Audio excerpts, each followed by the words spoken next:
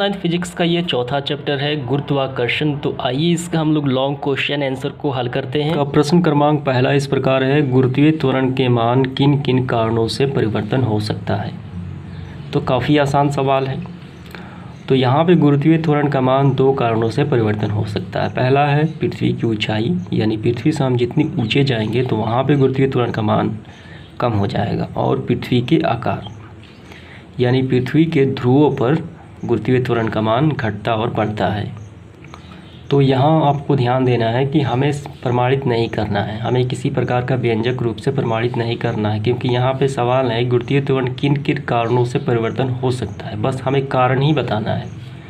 तो यहाँ देखिए, गुरुत्वीय त्वरण को जी द्वारा व्यक्त करते हैं, जिसका मान किसी स्थान विशेष पर नियत रहता है, लेकिन स्थान परिवर्तन के साथ इस गुरुत्वीय त्वरण का मान बदलता है, जो निम्न कारण है। पहला है ऊंचाई का प्रभाव। यहाँ देखिए, पृथ्वी का द्रव्यमान n तथा त्रिज्या r, इसके तल से गुरुत्वीय त्वरण g तथा पृथ्वी तल से h ऊंचाई की ओर बढ़ने पर इसके गुरुत्वीय त्वरण क्या हो जाता है, g से g डैश हो जाता है, जो ये दर्शाता है कि h ऊंचाई का मान बढ़ने से g का मान आपको लिखनी है ऊंचाई का प्रभाव। इसके बाद यहाँ पे देखिए, ये पृथ्वी का तल है, यहाँ से हम h ऊंचाई, यहाँ से हम अगर h ऊंचाई की ओर बढ़ें तो गुरुत्वीय त्वरण का मान, अतः ऊंचाई का मान बढ़ने से g का मान घटता है। इसके बाद दूसरा जो कारण है ये रहा पृथ्वी का आकार, यानी शेप का प्रभाव। पृथ्वी का आकार जो है वो गोल नहीं है, वो अंडाकार आकार का है, ठीक है, संतरे का आकार का, यानी चिपटी हुई है। तो पृथ्वी की सतह पर किसी एक स्थान से दूसरे स्थान जाने पर g का मान में परिवर्तन आता है, और यह पाया गया कि भूमध्य रेखा पर 9.78 इतना और ध्रुव पर 9.83 होता है। इस परिवर्तन का कारण पृथ्वी के पूर्ण रूप से गोलाकार नहीं है, अतः जी का मान ध्रुवों पर अधिकतम और भूमध्य रेखा पर न्यूनतम होता है। यहाँ देखिए, ये पृथ्वी का आकार है, ठीक है, पृथ्वी को दो बराबर भागों में बांटता है, ठीक है, ये उत्तरी गोलार्ध, ये दक्षिणी गोलार्ध, और इस भाग को कहा जाता है उत्तरी ध्रुव और ये दक्षिणी ध्रुव, बदलते रहता है। इसके पश्चात प्रश्न क्रमांक दूसरा है, गुरुत्व बल और भार किसे कहते हैं, उनके अंतर को स्पष्ट करें। पहले गुरुत्व बल, किसी वस्तु को पृथ्वी जिस बल से अपनी ओर केंद्र की ओर आकर्षित करती है उसे गुरुत्व बल कहा जाता है, फोर्स ऑफ ग्रेविटी। स्वतंत्र रूप से नीचे गिरता हुआ पत्थर, तो ये एग्जाम्पल के तौर पे हो गया। तो इसके बाद हम भार की परिभाषा भी देख लेते हैं। जब हम किसी वस्तु जैसे ईंट को हथेली पर रखते हैं तो हमें भारी लगता है। उस वस्तु को गिरने से रोकने के लिए उस पर पृथ्वी के गुरुत्व बल के बराबर परिणाम बल ऊपर की ओर लगाना पड़ता है व्यक्ति को, तब वस्तु भी न्यूटन के गति के तृतीय नियम से हथेली पर उतने ही परिणाम का बल नीचे की ओर लगाती है, जिसे उस वस्तु का भार कहा जाता है। आपको समझ में आ गया। अगर ये नहीं लिखना है तो ये भी आप शॉर्ट में काफ़ी लिख सकते हैं। किसी वस्तु पर पृथ्वी के गुरुत्वाकर्षण के माप को भार या वजन कहते हैं, लेकिन आपको सारे लिखना ही बेहतर होगा। इसके पश्चात है प्रश्न क्रमांक तीसरा, गुरुत्वीय त्वरण का व्यंजक प्राप्त करें। पृथ्वी की सतह पर यह व्यंजक क्या होगा। तो ये रहा, यदि पृथ्वी का द्रव्यमान m और त्रिज्या r मानी जाए तो पृथ्वी की सतह पर नगण्य ऊंचाई पर m द्रव्यमान की वस्तु पर न्यूटन के गुरुत्वाकर्षण नियम लगता है। तो गुरुत्व बल का फॉर्मूला जो होता है F बराबर g, ठीक, कैपिटल M स्मॉल m बटे r स्क्वायर। g यहाँ नियतांक है। यदि गुरुत्वीय त्वरण g हो तो न्यूटन के दूसरे नियम से।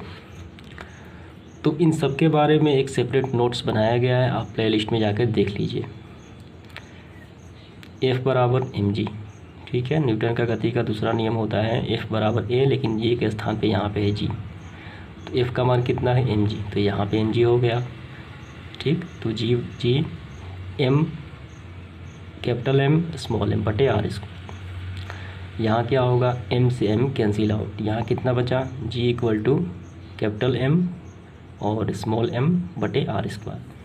तो यही कहलाता है नियतांक, ठीक है, इसे कहा जाता है गुरुत्वीय त्वरण का नियतांक। और हमें पृथ्वी के सापेक्ष भी ज्ञात करना है, ये बात आपको लिखना है। यानी गुरुत्वीय त्वरण का मान नियतांक g पृथ्वी का द्रव्यमान m तथा पृथ्वी की त्रिज्या r पर निर्भर करता है। Gm और R का मान रखने पर पृथ्वी की सतह पर गुरुत्वीय त्वरण ये इतना निकल के आ जाता है 9.8। इसके पश्चात है 4 नंबर प्रश्न, आर्किमिडीज का सिद्धांत क्या है? इस सिद्धांत के सत्यता के लिए एक प्रयोग का वर्णन करें। काफ़ी आसान सवाल है, चलिए इसको भी हल करते हैं। तो ये रहा आर्किमिडीज का सिद्धांत। तो सबसे पहले ये लिखने के बाद आपको डैश देना है और ये लिखना है, जब कोई वस्तु किसी द्रव या गैस के में पूर्णतः या अंशतः डुबाई जाती है तो उसके भार में आभासी कमी आती है, जो वस्तु के डूबे हुए भाग द्वारा हटाए गए द्रव या गैस के भार के बराबर होता है। तो इसे कहा जाता है आर्किमिडीज का सिद्धांत। और हमें सत्यापन भी करना है, तो इसके बाद आपको लिखना है सत्यापन और ये डैश देके लिखना है ये सारे, ठीक, ये सारे आपको लिखना है प्रयोग। वो वस्तु द्वारा हटाया गया जो द्रव है उसके भार के बराबर होता है। एक टब में ये वस्तु को डुबाया गया, ये पूरी तरीके से भरी हुई थी और जितना पानी निकलेगा ये और ये वस्तु के भार के बराबर होगा। यही है आर्किमिडीज का सिद्धांत का सत्यापन। तो ये सारे आपको पिक्चर भी बना लेने हैं। इसके बाद है 5वां प्रश्न, किसी वस्तु के किसी द्रव में डूबने या तैरने की शर्तों को समझाएं। द्रव की उत्प्लवनता के कुछ उपयोग भी बताएं। तो आइए इसको भी हल करते हैं।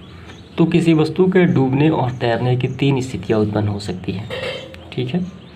तो पहली स्थिति में क्या होता है कि वस्तु पानी में डूब जाती है, ठीक है, और दूसरी स्थिति में तैरती है और तीसरी में प्लावन करती है।